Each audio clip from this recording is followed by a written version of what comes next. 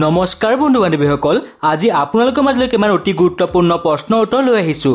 আশা কৰিছোঁ আপোনালোকে আজি এই ভিডিঅ'ৰ যোগেদি কিছু পৰিমাণে হ'লেও উপকৃত হ'ব। আজি 1 নম্বৰ প্ৰশ্নটো হৈছে অসমৰ আটাইতকৈ ওখ গছজোপাৰ নাম কি? আপোনালোকৰ অপশ্যনসমূহ হৈছে ক হুলুং, খ অৰ্জুন, গ নাহৰ, ঘ চুম গছ। ইয়াৰ উত্তৰটো হৈছে ক হুলুং গছ। অসমৰ আটাইতকৈ ওখ গছজোপা হৈছে হুলুং গছ। 2 নম্বৰ প্ৰশ্নটো হৈছে বৰ্তমান ভাৰতীয় ৰিজাৰ্ভ বেংকৰ গভৰ্ণৰ নাম কি? আপোনালোকৰ অপশ্যনসমূহ হৈছে ক ৰঘুৰাম ৰাজন, খ উজ্জিত আৰ পেটেল, গ ডি সুব্বা ৰাও, ঘ শক্তিকান্ত দাস। ইয়াৰ উত্তৰটো হৈছে ঘ শক্তিকান্ত দাস। 3 নম্বৰ প্ৰশ্নটো হৈছে সুভাষ চন্দ্ৰ বসুৰ ৰাজনৈতিক গুৰু কোন আছিল?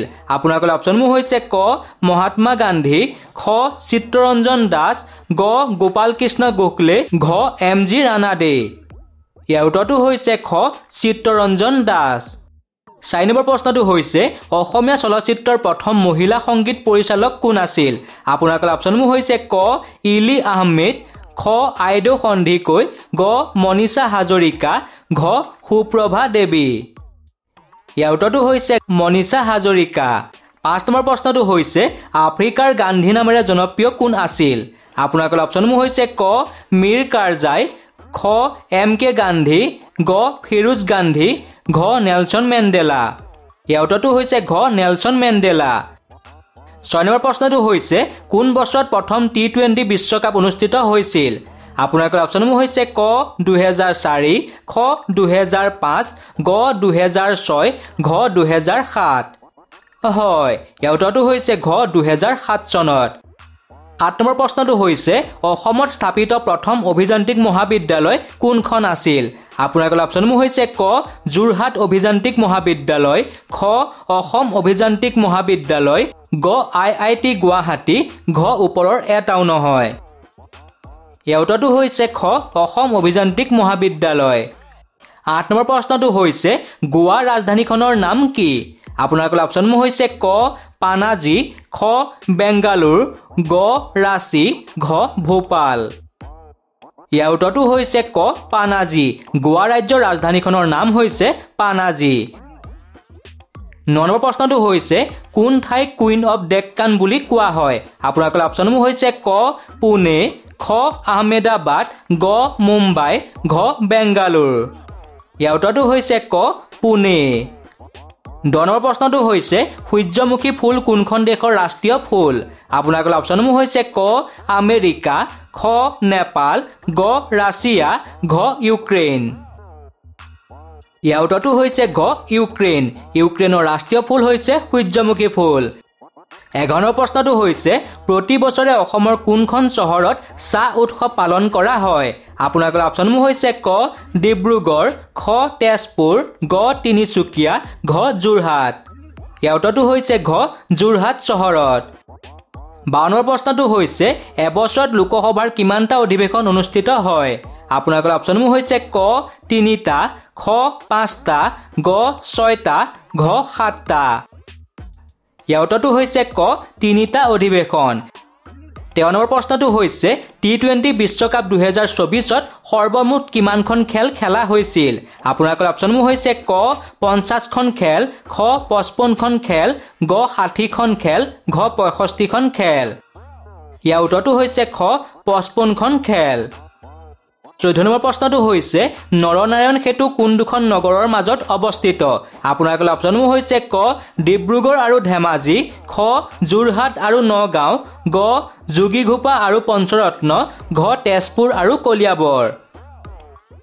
ইয়াৰ উত্তৰটো হৈছে গ যোগীঘোপা আৰু পঞ্চৰত্ন। 15 নম্বৰ প্ৰশ্নটো হৈছে ভাৰতবৰ্ষৰ প্ৰৱেশ দুৱাৰ বুলি কোনখন ঠাইক কোৱা হয়? আপোনালোকৰ অপশ্যনসমূহ হৈছে ক মুম্বাই, খ চণ্ডীগড়, গ ভোপাল, ঘ হায়দৰাবাদ। ইয়াৰ উত্তৰটো হৈছে ক মুম্বাই চহৰক। 16 নম্বৰ প্ৰশ্নটো হৈছে মধ্যপ্ৰদেশ ৰাজ্যৰ ৰাজধানীখনৰ নাম কি? আপোনালোকৰ অপশ্যনসমূহ হৈছে ক পানাজী, খ বেংগালুৰু, গ ৰাঁচী, ঘ ভোপাল। ইয়াৰ উত্তৰটো হৈছে ঘ ভোপাল। 17 প্ৰশ্নটো হৈছে ভাৰতৰ উচ্চতম ন্যায়ালয় কেতিয়া প্ৰতিষ্ঠা কৰা হৈছিল আপোনালোকৰ অপচনসমূহ হৈছে ক 15 জানুৱাৰী 1950 চনত খ 26 জানুৱাৰী 1950 চনত গ 26 জুলাই 1950 চনত ঘ 22 আগষ্ট 1950 চনত ইয়াৰ উত্তৰটো হৈছে খ 26 জানুৱাৰী 1950 চনত আজি 18 প্ৰশ্নটো হৈছে অসমৰ কোনখন মহানগৰক অমৰ প্ৰেমৰ মহানগৰ বুলি জনা যায় আপোনালোকৰ অপচনসমূহ হৈছে ক ডিব্ৰুগড় খ যোৰহাট গ তিনিচুকীয়া ঘ তেজপুৰ ইয়াৰ উত্তৰটো হৈছে ঘ তেজপুৰ চহৰক 19 নম্বৰ প্ৰশ্নটো হৈছে কিমান চনত পোনপ্ৰথমবাৰৰ বাবে শিৱসাগৰত বিহু পতা হৈছিল আপোনালোকৰ অপচনসমূহ হৈছে ক 1941 চনত খ 1942 চনত গ 1945 চনত ঘ 1950 চনত ইয়াৰ উত্তৰটো হৈছে ক 1941 চনত 20 নম্বৰ প্ৰশ্নটো হৈছে ৰোমান লিপিত যিদৰে ভি আখৰটোৱে 5 এক্স আখৰটোৱে 10 বুজায় তেনেদৰে ডি আখৰটোৱে কি বুজায় আপোনালোকৰ অপচনসমূহ হৈছে ক 500 খ 600 গ 700 ঘ 800 ইয়াৰ উত্তৰটো হৈছে ক 500 ডি আখৰটোৱে 500 বুজায় 21 নম্বৰ প্ৰশ্নটো হৈছে ইউৰোপা কোনটো গ্ৰহৰ প্ৰাকৃতিক উপগ্ৰহ হয় আপোনালোকৰ অপচনসমূহ হৈছে ক বৃহস্পতি খ ইউৰেনাছ গ শুক্ৰ ঘ শনি ইয়াৰ উত্তৰটো হৈছে ক বৃহস্পতি 22 নম্বৰ প্ৰশ্নটো হৈছে ব্লিচিং পাউডাৰৰ ৰাসায়নিক নাম কি আপোনালোকৰ অপচনসমূহ হৈছে ক কেলছিয়াম হাইড্ৰক্লৰাইড খ কেলছিয়াম ক্লৰাইড গ কেলছিয়াম অক্সাইড ঘ কেলছিয়াম কাৰ্বনেট ইয়াৰ উত্তৰটো হৈছে ক কেলছিয়াম হাইড্ৰক্লৰাইড 23 নম্বৰ প্ৰশ্নটো হৈছে ডক্টৰ ভূপেন হাজৰিকা দেৱৰ জন্ম কোন চনত হৈছিল আপোনালোকৰ অপচনসমূহ হৈছে ক 1926 চনত খ 1930 চনত গ 1931 চনত ঘ 1935 চনত ইয়াৰ উত্তৰটো হৈছে ক 1926 চনত 24 নম্বৰ প্ৰশ্নটো হৈছে ভাৰতবৰ্ষৰ বাগিচা বুলি কোনখন চহৰক কোৱা হয়